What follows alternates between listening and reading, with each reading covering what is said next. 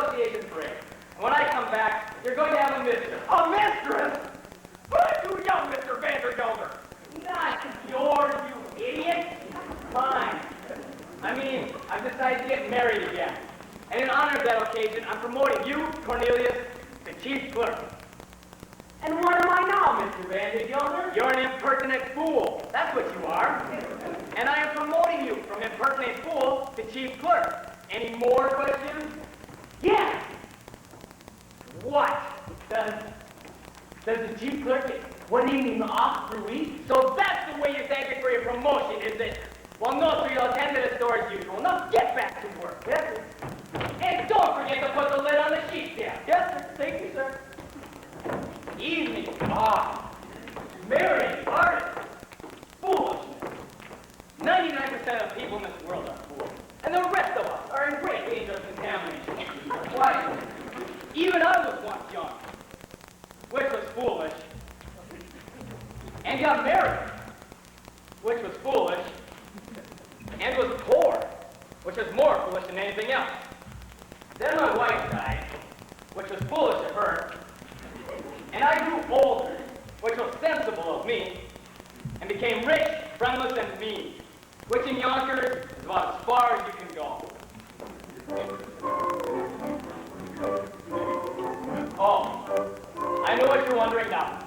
Why anyone with so much good sense would be planning anything as foolish as getting married again.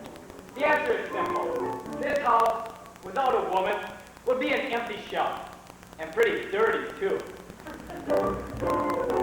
It takes a woman out empty to joyously clean out the drain in the sink, and it takes an angel with long golden lashes and sockets and fingers for dumping the ashes. Yes, it takes a woman, a dainty woman, a sweetheart, a mistress, a wife. Oh yes, it takes a woman, a fragile woman, to bring you the sweet things in life. That frail young maiden is constantly there for washing and brewing and shoeing the mare, and it takes a female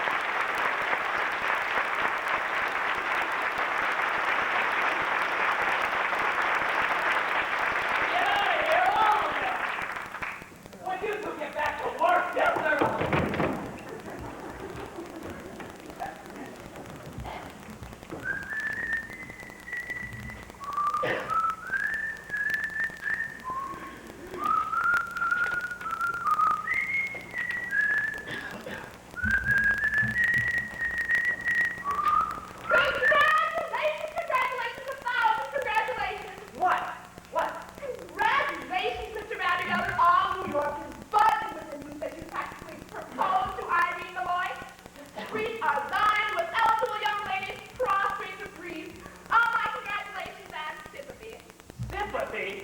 Did I say that? Oh, a slip of the tongue. I mean, according to all known facts, her first husband passed on quite naturally. It's just that he went so sudden. They used to smooth the chowder she made special for him and poof. But if it happens to anyone, no, there's no truth in it. Just one word of advice, Mr. Vandergelder. Keep away from the chowder. Now hold on, Mrs. Levi. You mean to tell me that Mrs. Malloy... I mean to say nothing, Mr. Vandergelder, just friendly advice. Eat out. Oh, by the way, she ordered her wedding gown beautiful, you should see it. Black. Well, as I said before, Mr. Vandergelder, congratulations on your forthcoming nuptials and may you rest in. I mean, may guardian angels watch over you both, particularly at dinner. Now hold on, Mrs. Levi. You introduced me to Mrs. Malloy. And rumors or not, I still intend calling on her this afternoon, as arranged. Very well, then I guess there's nothing more for me to do but go back to New York and tell the other girl, the heiress, not to wait. What did you say? Nothing. No word. Heiress. Particulars, Mrs. Levi. I demand particulars. Her name. Her name? Money. Ernestina Money. Lovely, lovely name. Picture, if you will. Hair as shiny as newly minted dimes. Eyes as big, blonde as silver dollars. Skin as soft as mossy. Has an old green back. I can feel her now. Age, 21. Ooh. Weight, 102. Ah. Weight, 47. Wait, 47. That's with the money off the port. Now I can arrange for you to meet her. This very afternoon. I ain't got time, Mrs. Levi. I've got to bring my niece Ermengarde to New York this afternoon, so she can forget a certain Ambrose Kemper. Oh, I can do that for you, Mr. Vandergelder. I know just how to handle such things. Then I'm marching in the 14th Street Parade. What an amazing coincidence. Guess who's been chosen to ride on the main float? The spirit of 14th Street, Miss Money. Her mother was a cash, you know. All right, Mrs. Levi, I'll meet Miss Money at the parade, but I still intend paying another call on Mrs. Malloy first. Oh, dear, what race have you made me run? Very well, Mr. Vandergelder. I will meet you on that bench in front of Mrs. Malloy's hat shop at 2:30 as usual. One more thing, Mrs. Levi. What if I decide against Mrs. Malloy, and I don't like this Miss Money neither? Well, then I happen to have one more name on my list, a name I know as well as my own. But let's not get into that right now.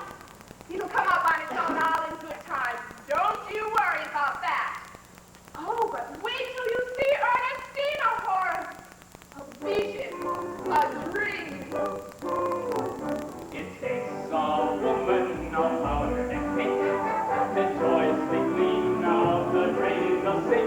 And it takes an angel with long golden lashes and soft golden fingers for dusting the ashes. Yes, it takes a woman.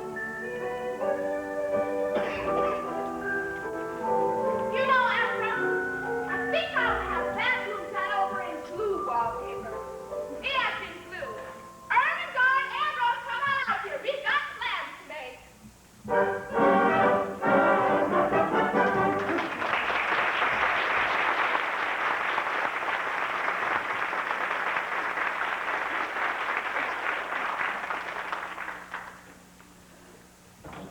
Chief clerk. Promoted from chief clerk to chief clerk. And if I'm good, in another 10 years, I'll probably be promoted to chief clerk again. 27 years old, and still don't get an evening off. When am I supposed to begin to live? You can live on holidays, Cornelius. You remember what happened last Christmas? When all those canned tomatoes were bad and exploded, and you and I had to clean up the mess all afternoon? You call that living? No. Barnaby, we're going to New York. You mean close up the store? Uh-huh. Cornelius, we can't. But we'll have to. Some more rotten tomato cans are going to explode. Holy cabooses. How do you know? Because I'm going to light a candle under them. That's how I know. The place will smell so bad, the customers won't be able to come in for 24 hours. That'll give us an evening off. Barnaby, we're going to New York. We're going to live. We're going to get a good meal.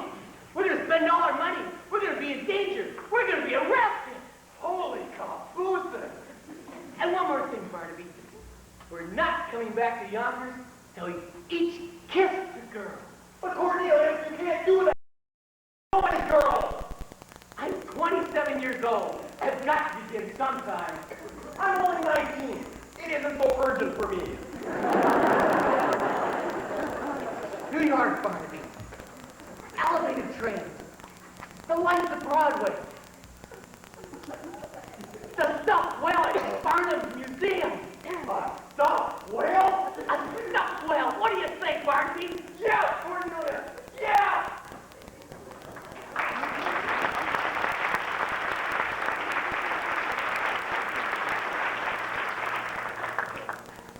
Now, the first thing to do is to make you financially independent. I know I'll find you a job. Can you stand? I'm an artist, Miss Levi. I paint. Well, then, my card. Mrs. Dolly Levi, painter in South to dance. Now there's a man. Rudolph Weisenberg at the Harmonia Gardens restaurant. I'll give you a note for me. We'll see if he can have you both enter the poker contest tonight. The prize is a week's engagement and a solid gold cup. Oh, the cup we won. Epsom and me. Now hold on, Mrs. Levi. No fiancé mine's gonna step foot in a cafe. And I don't mind saying, I'm surprised you have acquaintances in a place like that. Not acquaintances, Mr. Catcher, friends. Dear, dear friends from days gone by. My late husband, Epsom Levi, believed in living right. And anywhere he could find it. Cafes, barrooms, yes, even theaters. Why, even when times were bad, every Saturday night like clockwork, down those stairs to the Harmonia Gardens restaurant we came. Epsom and me. It's all very well to come down that clock with Mrs. Levi, but you're asking Ermengarde to work there. It's the only way to show Horace Vanderbilt that we mean business. Now you go to the Harmonia Gardens restaurant and say Mrs. Levi sent you. And incidentally, tell Rudolph that Dolly's coming back. And I want a table for two and a ticket for 8 o'clock tonight.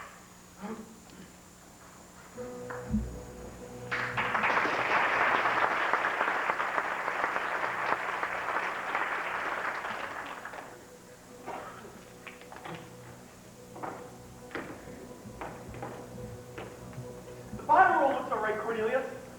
Now move the candle up to the ones on top. Not too close. They're all full of the Corinthian spots. Holy cow! Listen! Cornelius, I can smell it up here. Let's get dressed, Barnaby. We're going to New York.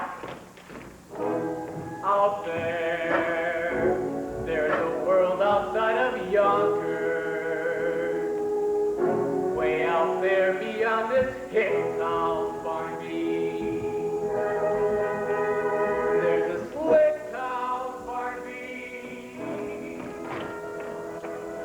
Out there, full of shine and full of sparkle. Close your eyes and see it glisten, Barnaby. Glisten, Barnaby.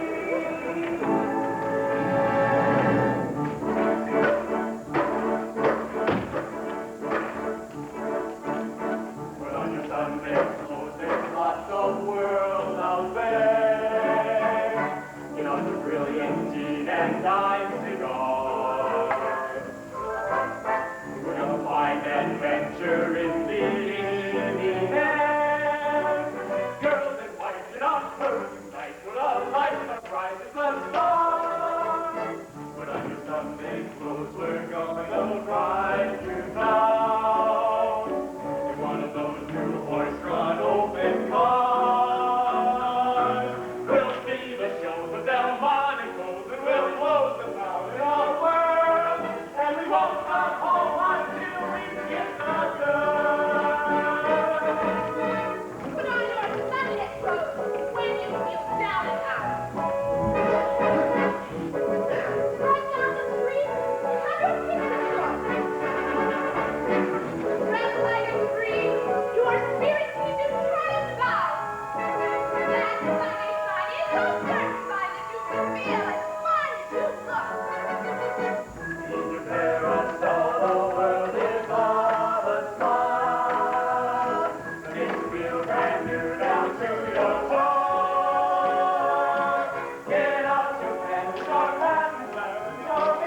Sunday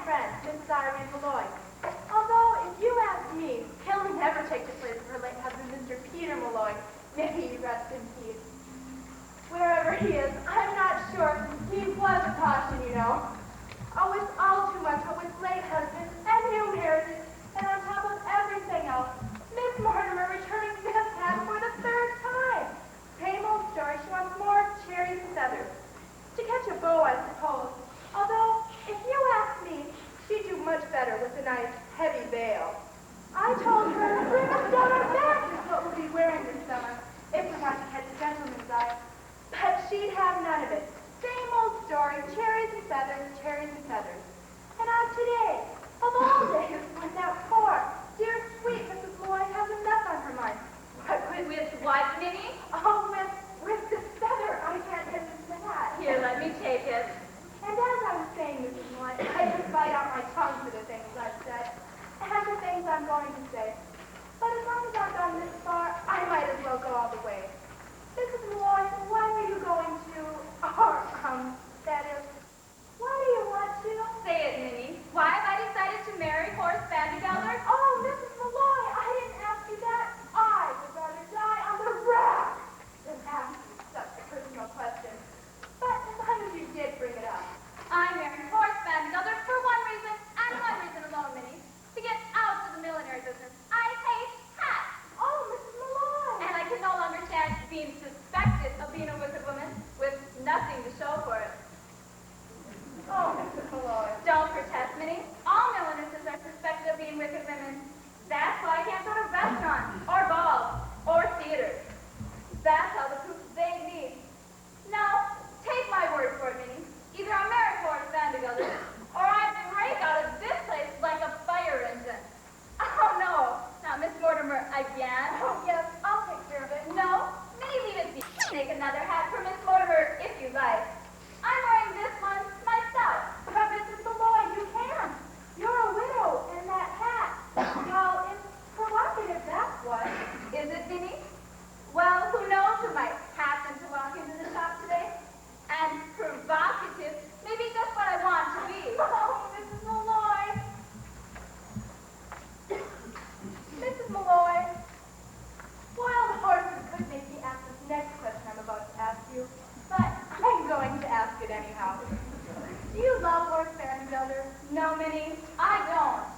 Peter Malloy, God rest him, was my share of love. And I'm not saying I was shortchanged, but once is enough for a woman, if it's true love. And that it was. Minnie, look, there's two men staring at the shop. Why, I do believe they need to come in here. Men in the shop. Oh, Mrs. Malloy, what should we do? Do? Why, flirt with them, of course. I'll give you the tall one. Oh, Mrs. Malloy, and you with all that talk about love. Love enough I've had, Minnie. It's a bit of adventure I could do with now. We'll get them all heated up and then drop them cold. It'll be good practice for married life. Now let's go back into the workroom. I know some ways we can perk up our appearances. Besides, a bit of a wait will only make them more nervous and easier for us to hurry in the come. Oh, Minnie, we'll get an adventure out of this yet.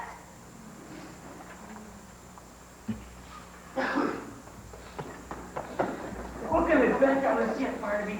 Just think, all day long we wander around New York, and nothing happens. Then we come to the quietest street in the city, and suddenly, Vandergelder! Vandergelder, go walk. What do you mean? Just look. He's sitting right on that bench! Cornelius, are you sure this is an adventure? You don't have to ask, Barnaby. When you're in one, you'll know all right. How much money we got left? Oh, not much. 60 cents for the train back, 40 cents for dinner, and 35 cents to see the whale. $1.35. Why? When those women come back, we'll have to pretend to be customers. Customers, that's it. Maybe the best thing to do is make them think we're rich. That way we don't have to spend anything. We're Jews, men about town looking for hats for ladies. Good afternoon. Good afternoon. Good afternoon. Malloy!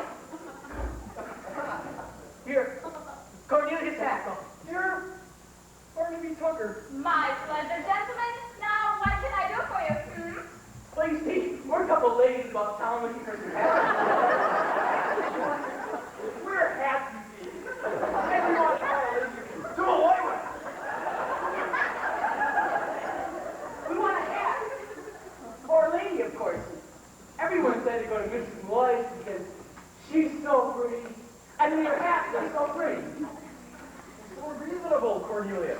As reasonable as under $1. And that would still leave us enough to see the whale.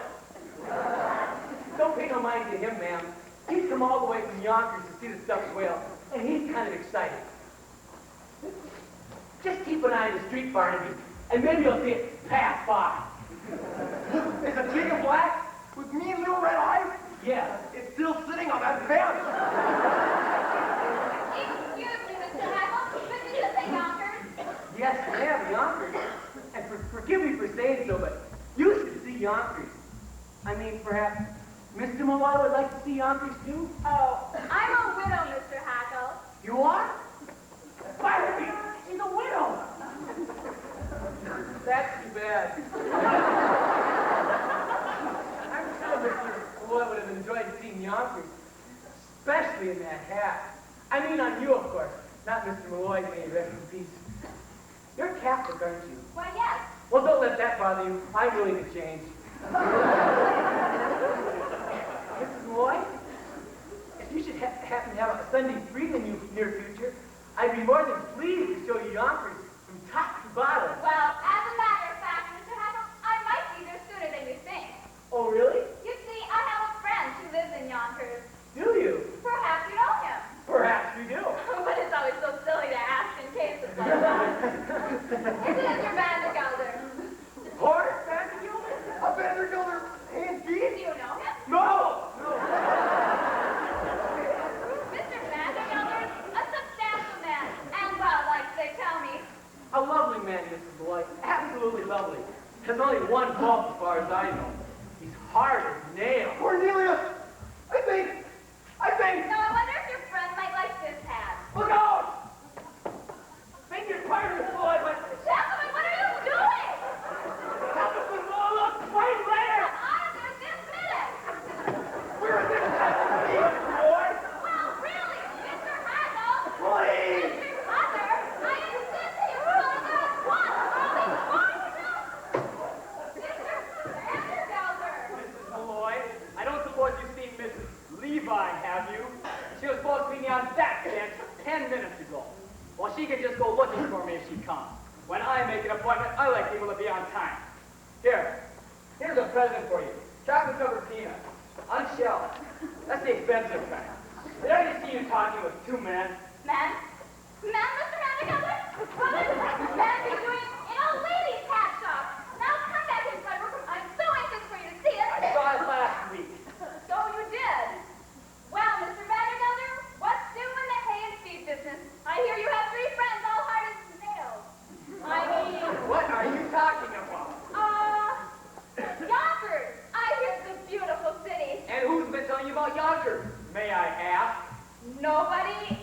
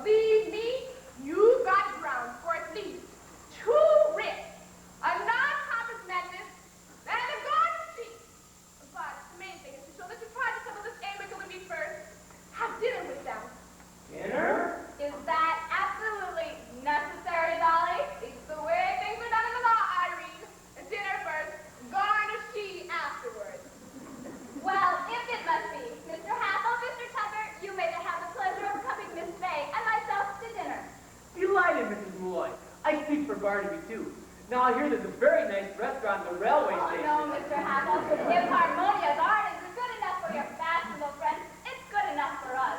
I hear they have a lovely orchestra there, Minnie. Oh, no, Miss Malloy. We can't go there. It's not the money or anything. It's the whale. It's the whale. No, it's not the whale, Barnaby. It's the dancing. I mean, they have dancing in a place like that. Exhibitions, even contests. And well, I don't know how to dance. It'd take me weeks, months, years to learn. Mrs. Dolly Levi, 27-year-old chief clerk, taught how to dance. Now, it's simple, Mr. Hackle. Put one arm here, and one arm here. It's no use. I have absolutely no sense of rhythm. Absolutely no sense of rhythm is one of the primary requirements for learning by the Dolly Levi method. Just give me 5 minutes of your time, Mr. Hackle, and I'll have you dancing in the street. And now we'll start with lesson 7, the waltz kick turn. Now it's simple. Right foot touch, left foot touch, under, back, around, touch. Back, through, around, behind, out, over, release, touch, curl. That is wonderful. When I think of the lucky women I will find having in your arms, let's go back to lesson 1. Put your waist and stand. Your left in her right hand.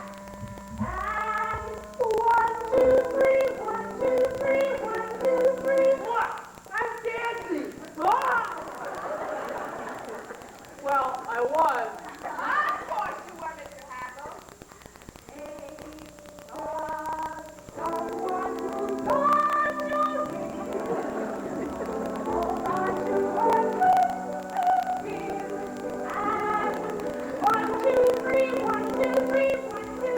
Wow! I'm dancing!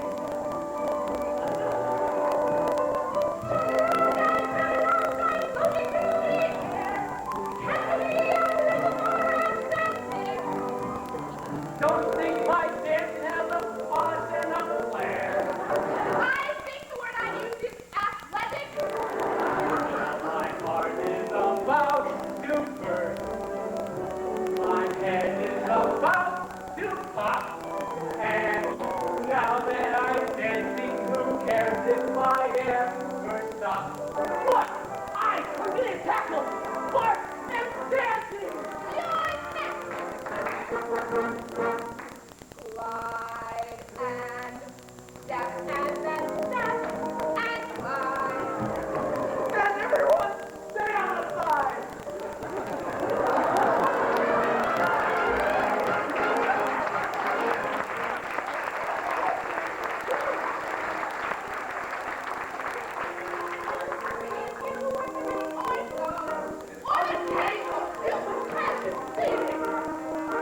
How much do I want?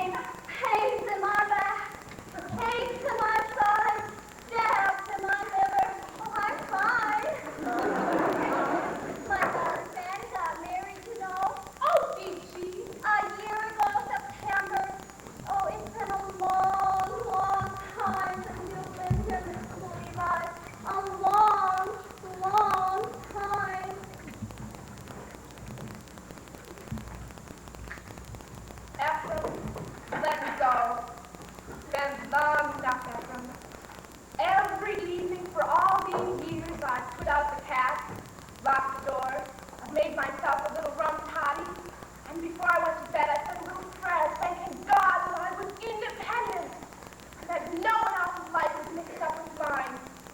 Then one night, an oath fell out of my Bible. I placed it there when you asked me to marry you, Ephraim. A perfectly good oath, but without color and without life. And I suddenly realized that I was like that oath. For years I had not shed one tear.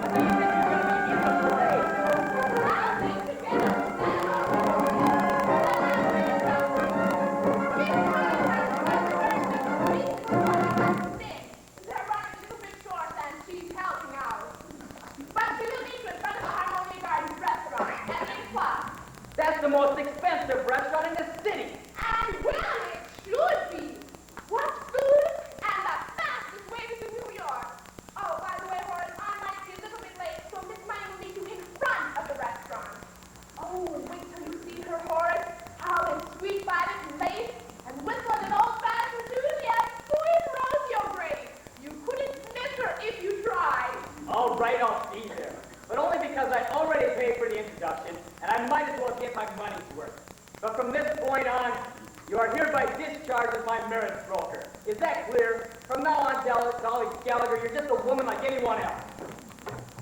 Afro, he's as good as mine.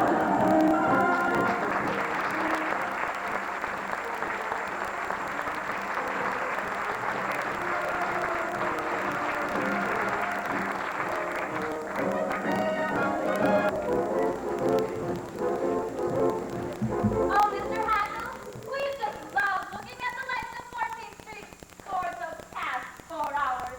But now perhaps we better call for a hat, or we won't get to Harmonia Gardens on time. There's one. Yoo-hoo! Oh, no. We couldn't. It's not the money or anything. It's just that, well, real elegant people never take hats. Taxes out. They all go by streetcar. J.P. Vanderbilt, Simon Jim Morgan. And by all means, a streetcar. Imagine. Just think, I've been elegant my whole life, and I never even knew it. Of course, you really want to be elegant. We do. Rock, yes, New York. It's really a Barbelia. Cornelia. All the guests of Mr. Hackle, all the music, great and so spectacular. What a mess! There is that action night on the wrist. We've got elegance if you ain't got elegance. You can never, ever carry it off.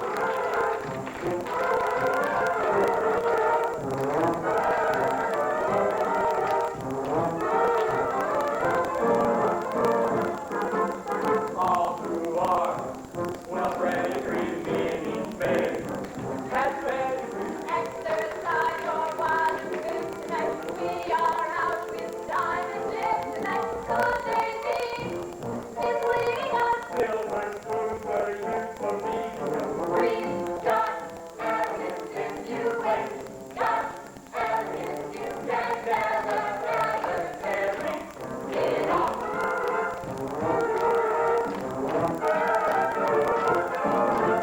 Middle class, don't speak of it, stop what's there. We're in the midst of work order, trade and tax, but we use dollar bills for that night better bills. Come on to us, J.P. Morgan, straight and all through. we've got elegance, we were born with elegance. Have you noticed when I hold my cup, the saucer never moves? It's a way, I see my pinky up. Indubitably rude. We've got elegance, we've got Built in elegance, and we're elegance. We're carrying on.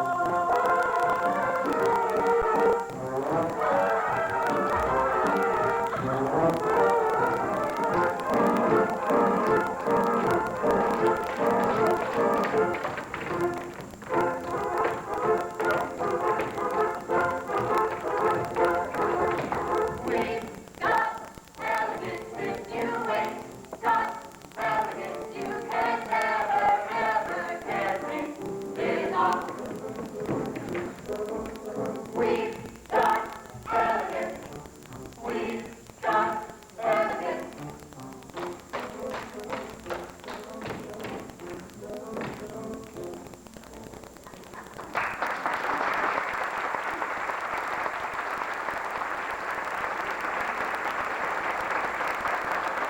How many books? They're counting their money again. Isn't that just like the rich? Well, gentlemen, aren't you going to escort us in? Of course, Mr. Boyd. Aren't we?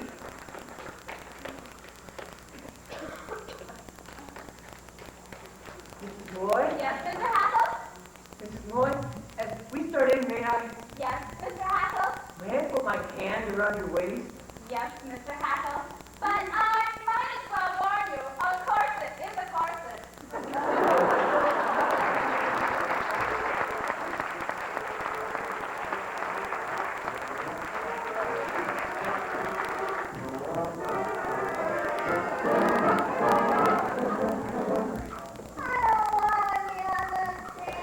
You were Mrs. Levi.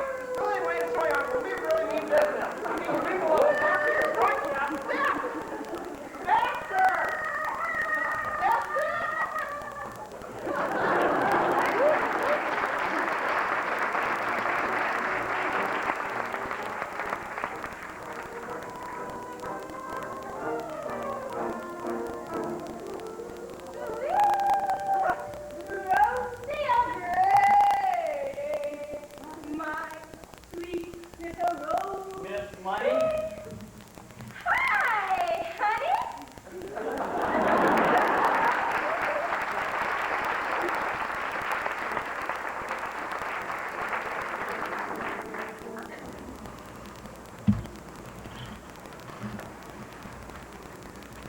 And it is my order, as head waiter of the Harmonia Gardens restaurant, and your supreme commander, that tonight all night, our usual lightning service will be twice as lightning as ever.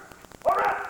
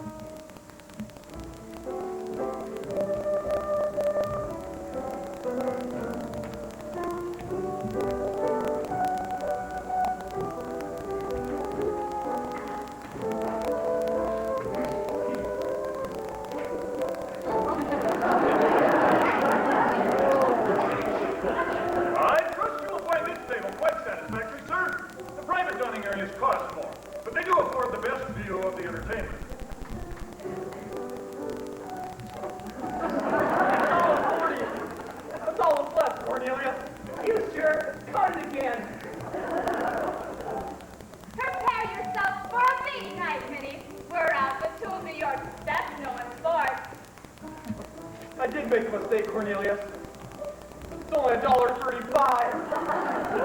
I'll count it once more. No, don't. You can't afford it. I'm going to order everything on the menu. Waiter.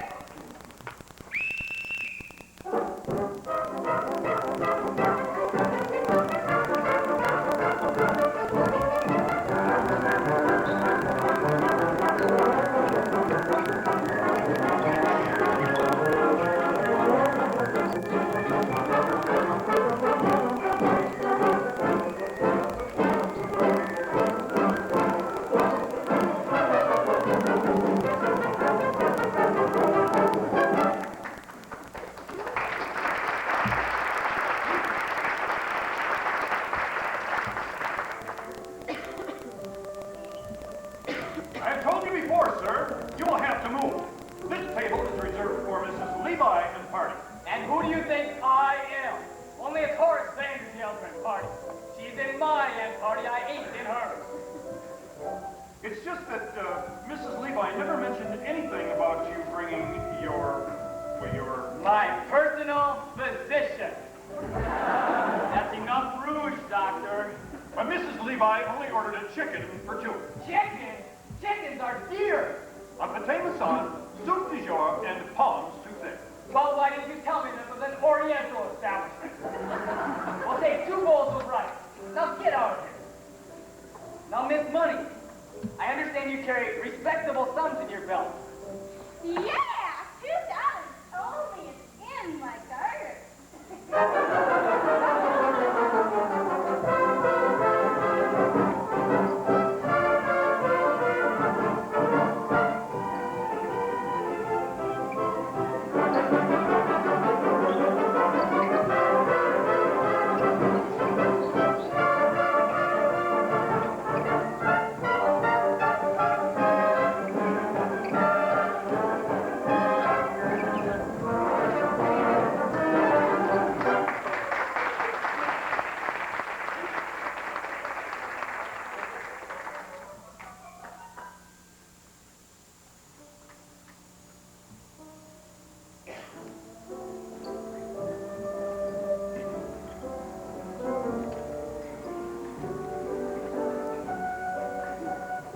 It's sweet of you to worry about our reputations, Cornelius. But Minnie and I don't care who sees us tonight. Well, what have you decided, Minnie? Oh, I couldn't have anything at these prices. Really, I couldn't. Great grindstones. What a sensible girl. Waiter, we'll have 4 glasses of beer, a loaf of yesterday's bread, and some tea. Yesterday's breath. Oh, Cornelius. Now I know how you keep half of New York in stitches all the time. Minnie, have you ever tasted pheasant?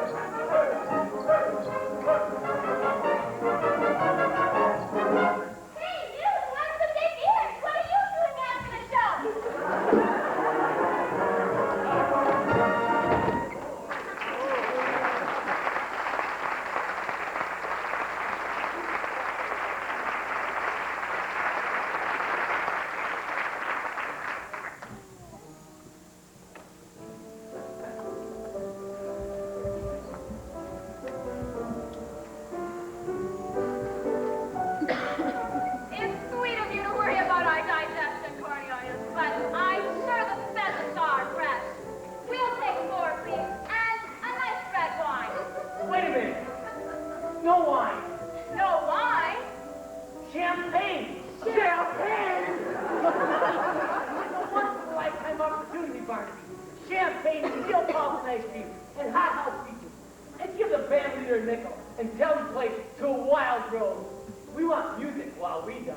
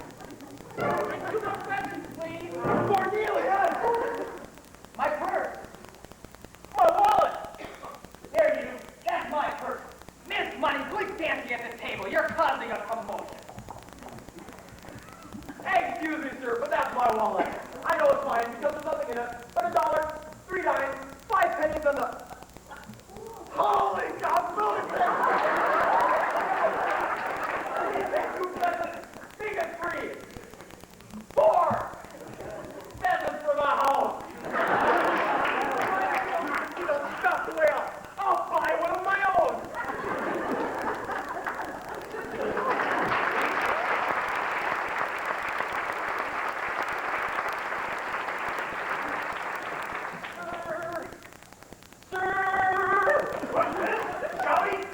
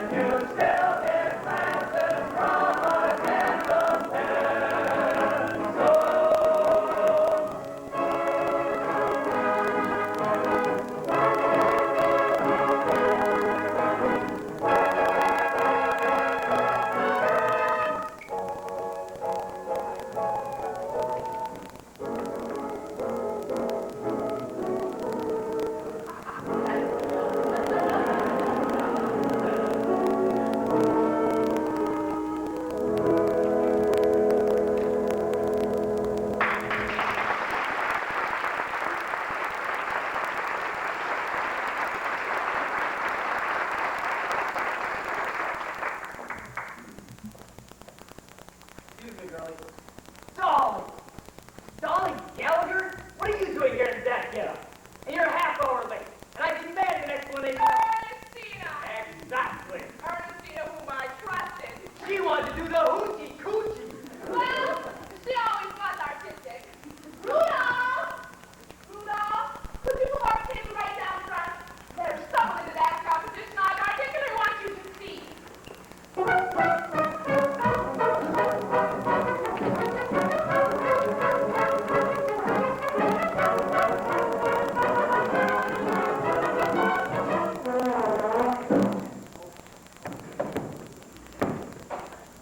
Now, don't let Lady know what about the farmer's sausage, or I can't see the thing. What did you order? What you wanted, a chicken. Now see here, Mrs. Lee, I bought Did you that. say a chicken? Well, I don't think I can face a chicken, not a chicken Monday night after what just happened. Good. Handle a chicken. And bring a turkey. What are you doing now? Nothing, just looking the place over, getting acquainted with the surroundings. That's the trouble with you, Dolly. Always wanting to know everything. Always putting your nose into other people's affairs. Anybody who married you would get as nervous as a cat. What? What's that you're saying? I said anybody who married Boy, Sandigal, you get that idea out of your head right this minute. Why, I am surprised that you even mentioned such a thing. Understand once and for all, I have no intentions of marrying you. I didn't mean that. Well, I certainly do hope not. Poor Sandigal, you go your way, and I'll go mine. Why, I am not some ivory boy who tends to be turned like these chocolate-covered peanuts on the shelf. Why, the idea of you even mentioning such a thing? Mrs. Levi, you misunderstood me. Well, I certainly do hope not. But if I had any intentions of marrying again, it would be with far more pleasure-loving man than you. However, we won't discuss it anymore. He's waiting for our food. I'll serve Mr. Ravioli, Rudolph. Oh, here is the white meat for you. And some dumplings. Right there they are. Oh, and some chitlins. Very tender and very good for you. No worries. As I said before, you go your way and I'll go mine. Oh, start right in on the wine. I think you will feel better at once. However, since you did bring the matter up, there is one more thing I'm going to say. I didn't bring the matter up at all. One more thing I'm going to say before we forget all about it. It's true I'm a woman who likes to know everything that's going on, who likes to manage things, but I wouldn't like to manage anything as out of control as your household. You'll have to be that yourself. It's not out of control. Very well. Don't say another word about it. Good. And so that's Horace, have some beef, they're good. I don't like beef. That's nice. No, Horace. A complaining, quarrelsome, front-less like you is no companion for me. You stop your beef and I'll stop mine. Will you stop saying that? I won't say another word. Good. What's up then? Horace, at your age, you should enjoy hearing the honest truth. My age? My age? You're always talking about my age. Well, I don't know what your age is, but I do know that up and yonder, with bad food and bad company, you'll double in 6 months. Have some more beef for it. I don't like beef. I hate beef. That's nice. Now dig right in. Yes, the pity of it is you keep you perfectly charming, witty, amiable man if you wanted to. I don't want to be charming. But you are. Just look at you. You can't hide it. Now sit down, Horace, and let's talk of something else.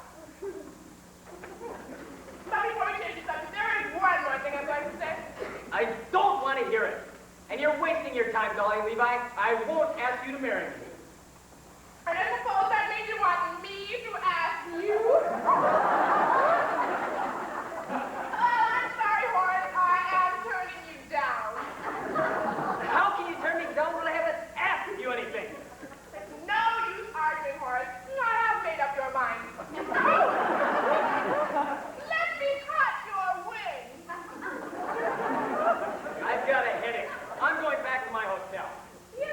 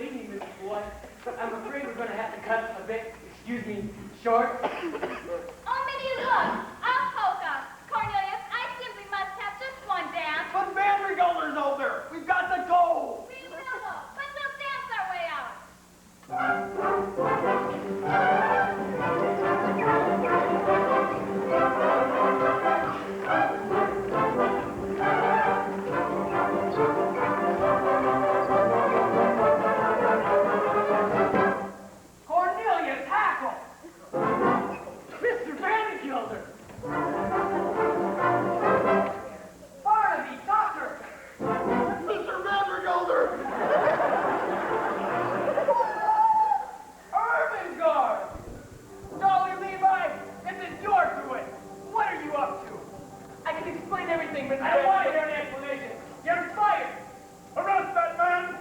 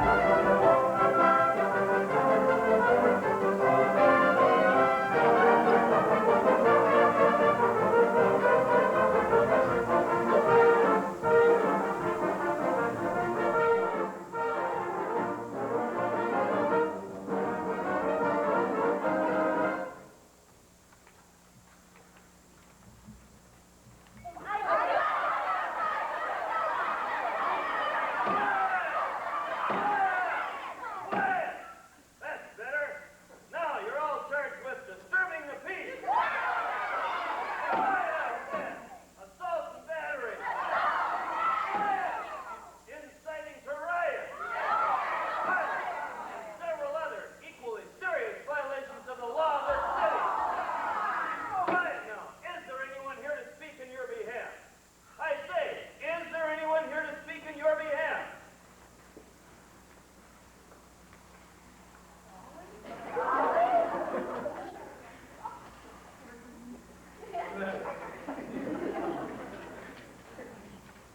Mrs. Dolly Levi, counselor at law? Your Honor, the defense rep. No, there's no need to call witnesses. Ladies and gentlemen, when I see upon that bench a brown gleams with honor, a pair of snow-white whiskers that bristle with fair flame, and a nose, I ask you to look at that nose. A nose that shines in the night like a flaming beacon of justice. Your Honor, could you turn this way a bit so we can get a better look at your beacon? A living symbol of the motto of this great land, E proboscis unum. Your Honor, I ask for freedom for my client, and the verdict is guilty for the only real culprit, Horace Vandergelder of Yonkers, New York. The one man responsible for these grievous charges of willful destruction of private property. That's right, Your Honor. A curtain torn, a waiter bruised, and a gold cup bent. Cruelty to a poor, unfortunate minor. Would you mind repeating that, dear? Beg your pardon, Mrs. Levi, but if it pleases the court, I have something to say. I was just about to call on you, Mr. Haskell. Go right ahead. Cornelia Packle, if you dare to testify against me, you'll be discharged. You've already done that, sir. I'll do it again. You've already done it again, too, sir. But even if you hadn't, I'd still say what I've got to say. Your Honor, I don't know much about disturbing the peace or inciting the riot, but I do know what happened to me today, which is the most wonderful thing that can ever happen to man, which might never have happened if I would have obeyed your orders to stay cooped up in Yonkers, New York. Your Honor, I'm talking none other than love. What? You're trying to tell me that after 27 years, you fall in love just because you take one evening off? Oh, no, Mr. Vandergelder. I didn't fall in love with Mrs. Irene Malloy of the city. And an evening, an hour, even that's too long. What's less than a minute? A second. Less than that. A moment. That's it. Now, I'll go slowly so you can get it all down. It only takes a moment for your eyes to meet, and then your heart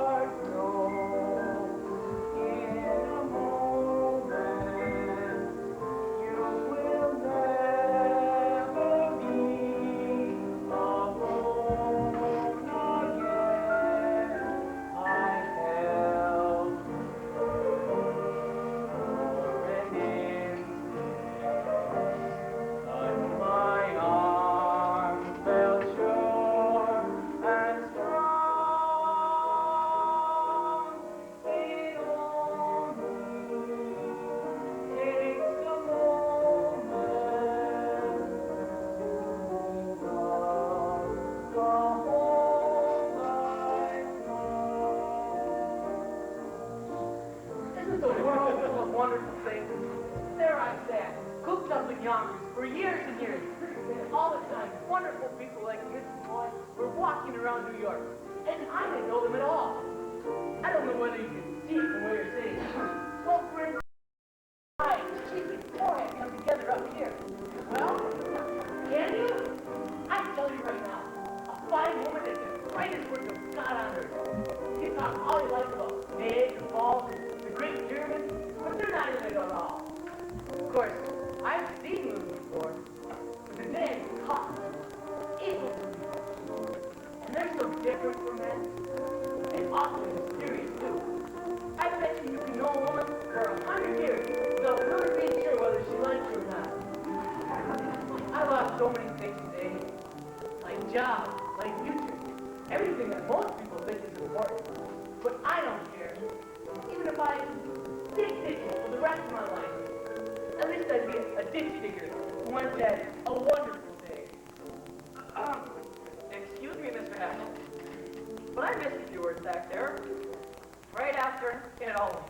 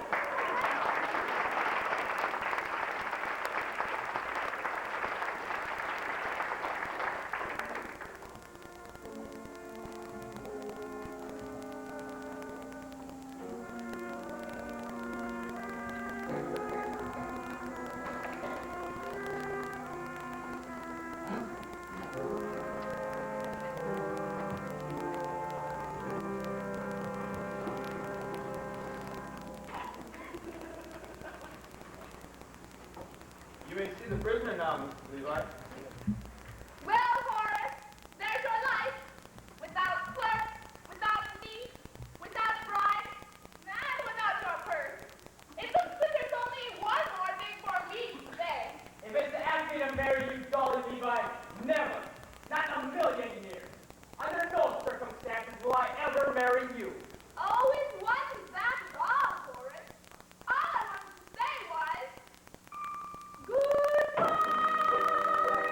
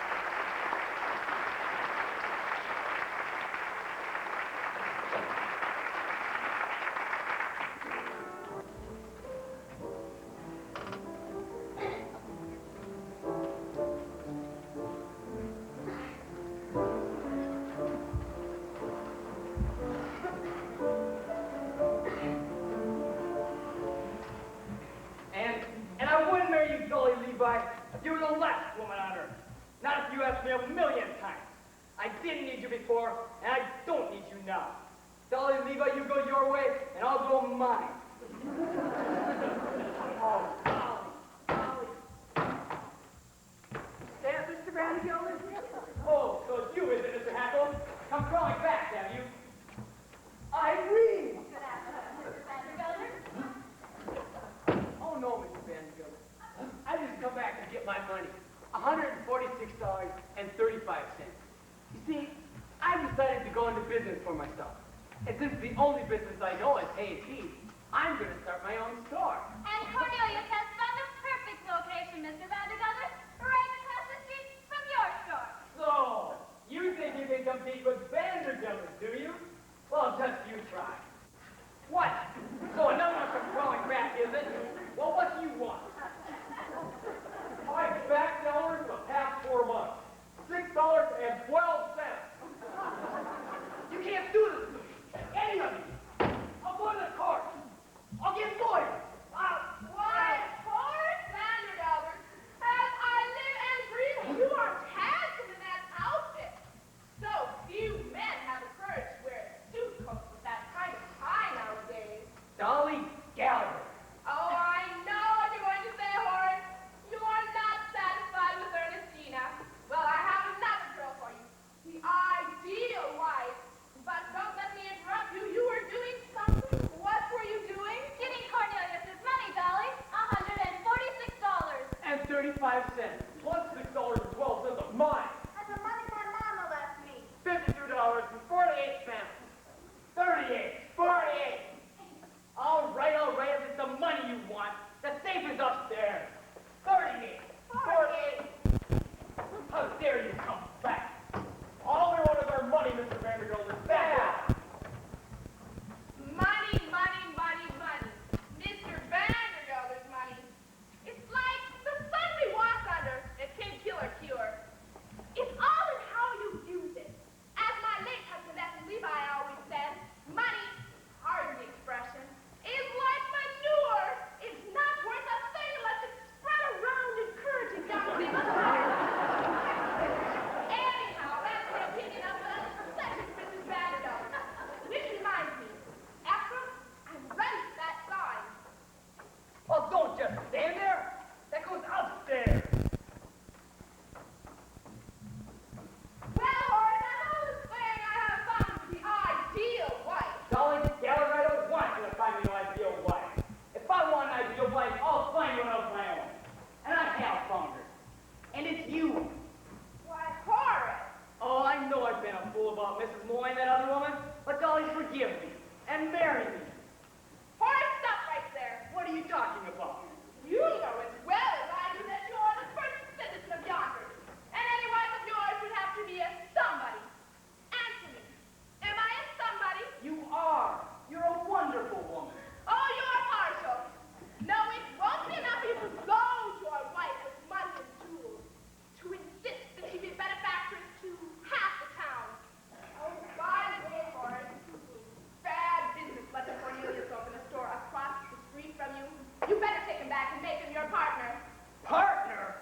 Marcus is Cornelius' old job. Now hold on a minute, Dolly. That way we'll always get us to dance at Ermengarde's wedding. That doesn't. You've gone too far. I'll dance at no wedding. And besides, I don't know how. It'll take me weeks, months, years to learn.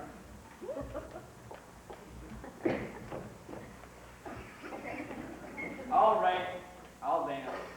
Horace, I never thought I'd hear you say a thing like that. That front room, idiot! Well, go on. What are you waiting for? Horace, what is going on up there? Oh, nothing. I've just decided to have that front room done over in blue wallpaper. Oh, Horace. Oh, I know that old wallpaper ain't worn out yet, but that fella's just set up in business, and he needs a good start. You see, Dolly, I've always felt that money, pardon the expression, is like manure. It ain't worth a thing unless you spread it around, encouraging young things to grow. Thanks, Maestro. Hello, Dolly. Well, hello, Dolly. It's so nice to have you here where you belong.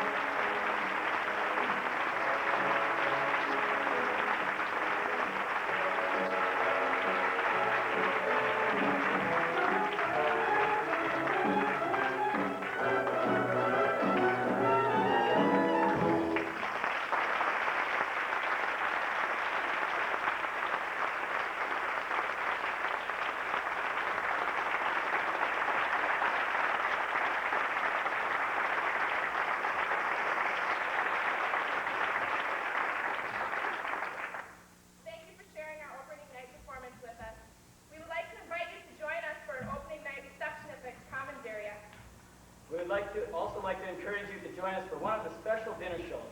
We have special entertainment during the dinners that will provide you with an enjoyable afternoon. Thank you for joining us. We hope to see you again in our other performances.